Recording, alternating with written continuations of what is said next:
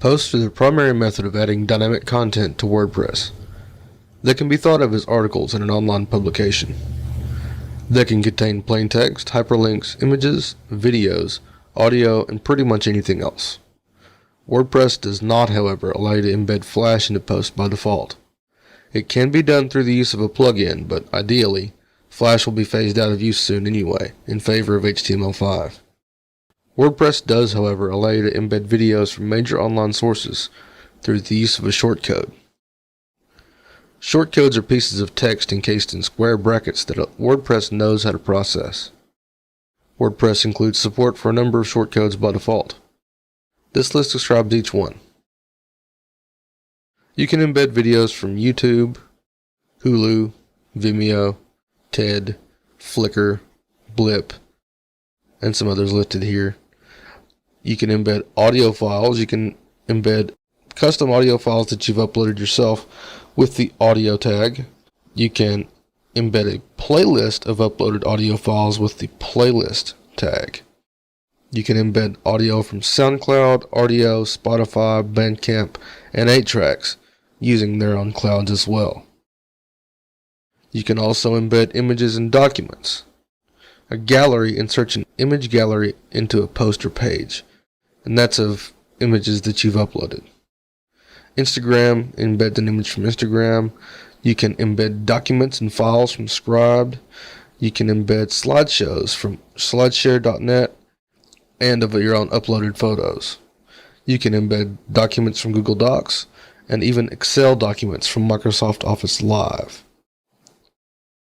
Shortcodes make it easy to integrate your media and documents from their existing homes on the internet so that you don't have to re-upload them to your site. This cuts down on your bandwidth usage, which may be a concern in some hosting environments. There are some other shortcodes available to perform more miscellaneous tasks. You can embed Google Maps, contact forms, lists of posts of specific categories, authors or tags, Twitter timelines, pre-formatted source code, and others. You should bookmark and reference the shortcodes page for any time you think you may be able to use one. Posts are normally displayed in a single column that makes up most of the WordPress window. There are some advanced methods of displaying posts side by side, but they require modifying base WordPress code and are outside the scope of this course. By default, WordPress displays 10 posts per page. You can change that in the Reading Settings configuration. Here, you can see that the default setting is 10 posts per page. If your blog has more than 10 posts, you will see a link below the 10th post that says Previous Entries. You can change this setting to include more than 10 posts per page, but it's not recommended. The more posts you have per page, the longer each page takes to load and render. However, if your content is mostly text, you could get away with increasing that limit without taking much of a performance hit. You can also enable infinite scroll in Jetpack. In order to use infinite scroll, you will have to install the Jetpack plugin. We will explore Jetpack in more detail in later videos, but infinite scroll is worth mentioning here.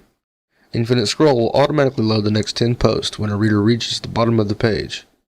It is a personal choice, and infinite scroll may work better for some sites than others. For instance, if you have a photo blog where people may be viewing a large amount of photographs, infinite scroll may result in the reader's browser using a large amount of memory, as all the thumbnails stay loaded as you scroll. This may pose an issue for a reader using an older computer or a mobile device. Alternately, if you have lots of text articles, quotes, links, and other short, resource non-intensive content, infinite scroll will work well for you. Another Jetpack feature worth mentioning here is its ability to automatically share posts to social media sites when they are published. This option is located under the Publicize feature in Jetpack. Here, you can see that you can connect your WordPress blog to your Facebook, Twitter, LinkedIn, and Tumblr accounts. Be careful when adding these and make sure that when you connect to one of these services, you make the appropriate choice regarding making the connection available to all users. If you're the only user of your site, you can disregard this. However, if you have multiple authors, you can choose to make the connection available to them as well, so that their posts are shared. Most of the time, this connection will be to an account made specifically for your blog, but be sure you can trust your authors not to abuse their privilege of sharing their posts. You can also allow readers to share the page to their own social media sites by the use of the buttons located on each post. There are various services here that you can enable and disable at will, simply by dragging them to the appropriate box. You can customize the look of the sharing video that appears on each post at the bottom of this settings page. You can change the button style, label, how links open, and where to show the buttons.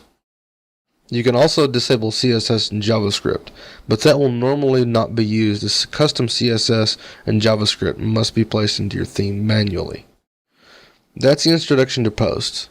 It may seem complicated, but I'll show you in the next videos how simple they can be.